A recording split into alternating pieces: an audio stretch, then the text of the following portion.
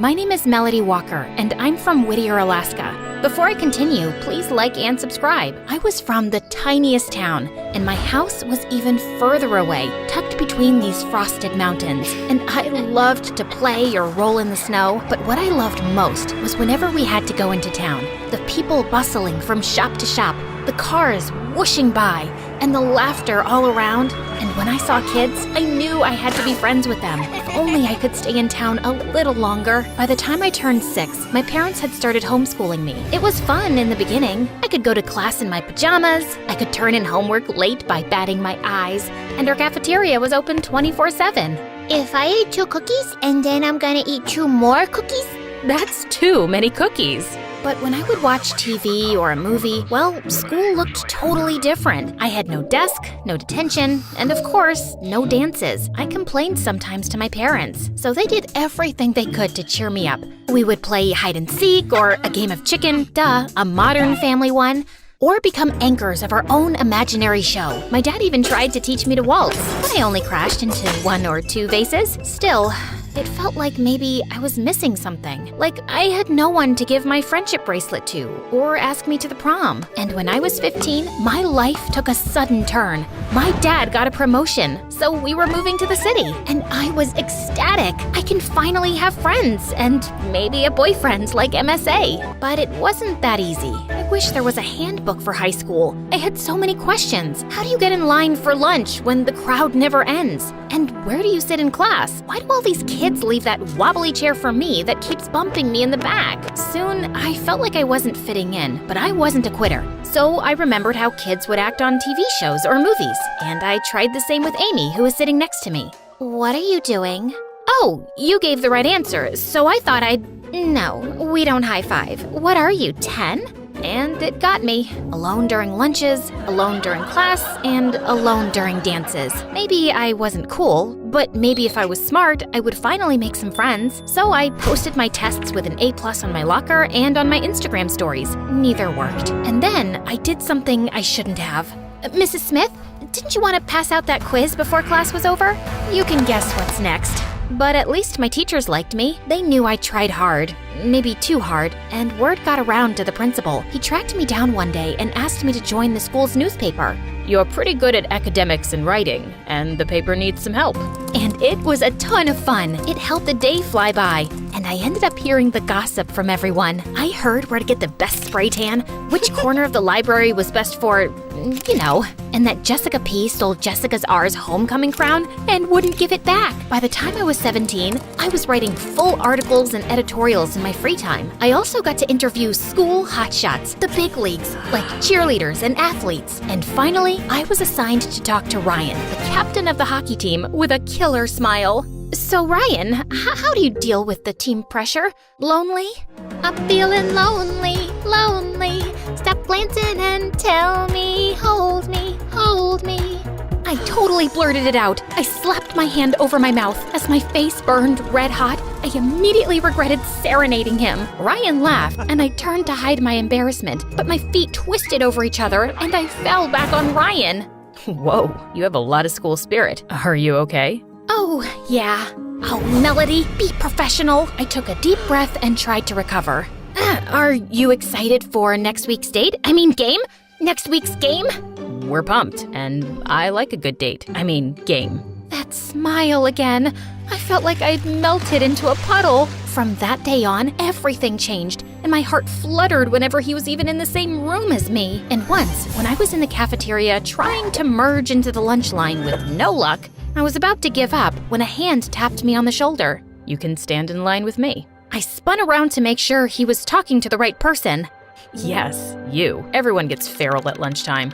It felt like everyone had disappeared, and it was just him and me. I couldn't think of a single word to say, but spit it out. I believed you, I'm so stupid. I cringed at myself, but Ryan just laughed. Could this be the start of something? And then one day, as I was washing my hands in the bathroom, I saw Amy crying in the corner. I went to put my arm around her for a hug. What is wrong with you? Don't touch me.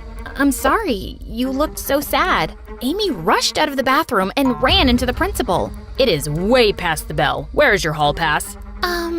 She's with me, sir. Is she? I'm interviewing her for, a story about the new tater tots. He angrily shuffled around the corner. Thank you. You didn't have to do that. That old man, he's a weirdo and always yelling and ranting and would love to give attention to everyone. Well, it seems like you were having a tough day. Yeah, boy trouble.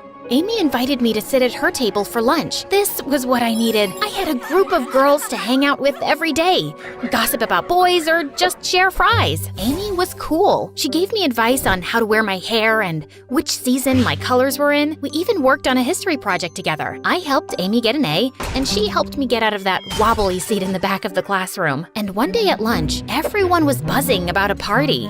Are you doing anything tonight? I can get you an invite. Oh, I don't know. I felt like one of the girls. I was also included. I have real, true friends now. Kelsey can pick us up. Come on, there will be really cute guys there. Like, anyone from the hockey team? Like Ryan?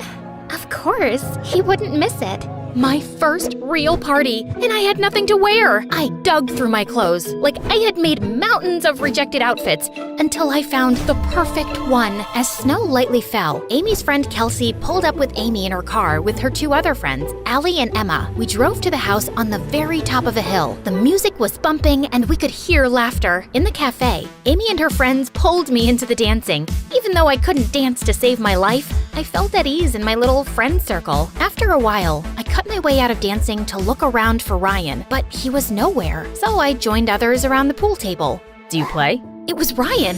I nervously choked on my words. Do I play pool? Do you? No, I don't. But I could. That doesn't seem too hard. Did I do this right at all? Yeah, not quite. First of all, you hold the cue stick in the other direction. The other direction. I knew I was missing something. Let me show you. Ryan stood behind me and moved my hands on the cue stick. It's all about angles. He put his arm around my arm and showed me how to shoot. I could feel his breath, and I got goosebumps. As we played, I didn't even notice the other people trickle out. I looked at my phone and gasped. I gotta go. My parents are gonna freak out. I've never been out this late. Do you need a ride? It looks like the storm picked up. Whoa, a ride with Ryan? And just then, my imagination went wild in my head. I could see us sitting in the car, our hands brushing against each other as we tuned the radio. I might even say, oops, I'm sorry, just to make it happen again. And when it was time for me to leave, Ryan would come running out of the car and say, Melody, you forgot your phone. I would know that I did it on purpose, but I would pretend to be surprised. Then I would take a step towards my house, and he would grab my hand, spin me around, and kiss me. And just then, Amy popped in.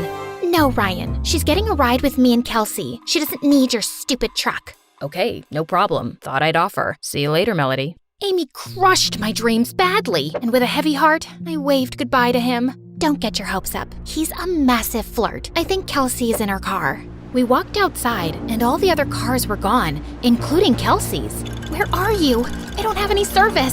The wind had picked up and was whipping around us. Everyone tried their phones, but with no luck. I shuffled up back to the cafe, but the lights were out. This door's locked. We've got to do something before we turn into icicles. There's another house just down the way. We can go there. It's closer to town, so we'll probably get reception. Probably. The four of us waddled down the street in our dresses, slipping and sliding as the snow whirled around us. We arrived at the front door and knocked. No one's answering. Amy looked under the doormat, and then, under a frog statue, she pulled out a key. Too easy. I don't know if we should break into someone's house. We're not breaking into someone's house if it's already open. I don't know if the police will agree with us, but my hands are turning blue, so...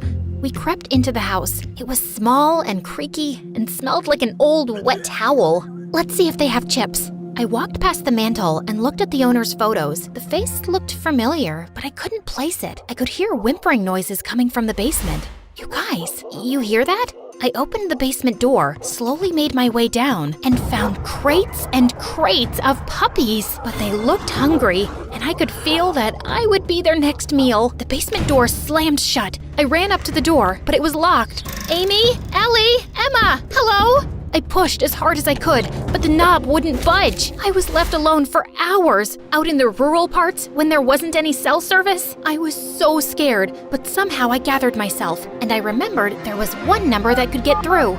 Hello, 911? What's your emergency?